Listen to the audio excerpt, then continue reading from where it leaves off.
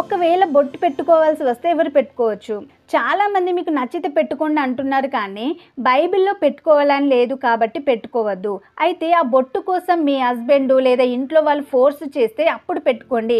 But అలా అని నాకు నచ్చిందని పెట్టుకోవద్దు. మనం బొట్టు పెట్టుకోవడం వెనుక కారణం ముఖ్యం. కొందరు నేను క్రైస్తవరాలినని అందరికీ తెలుస్తుందని పెట్టుకుంటారు. అది తప్పు. 1 పేతురు 4:16లో దేవుని కోసం సిగ్గుపడక ఆయన నామాన్ని బట్టి మహిమపరచాలని వ్రాయబడింది.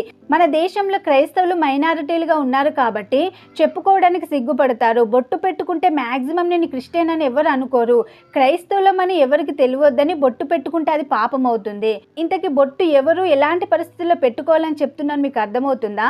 కొందరు వారి ఇష్టంతో కాకుండా ఇంట్లో పరిస్థితులను బట్టి పెట్టుకుంటారు.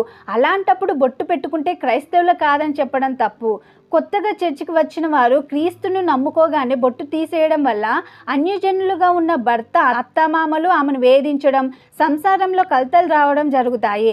ఒకవేళ ఇంట్లో నువ్వు ఒకదానివే మారావు, భర్త మారలేదు, ఎవరు మారలేదు, అలాంటప్పుడు నీవు బొట్టు తీసేస్తే భర్త నేను చనిపోయానని తీసేసావా అని వాదిస్తుంటే ఆయన బిలీఫ్ సిస్టంలో ఉన్నాడు కాబట్టి మీ భర్తకు అర్థమయ్యేలా చెప్పండి, ఒప్పుకుంటారు. లేదంటే అతడు మారే వరకు పెట్టుకోండి.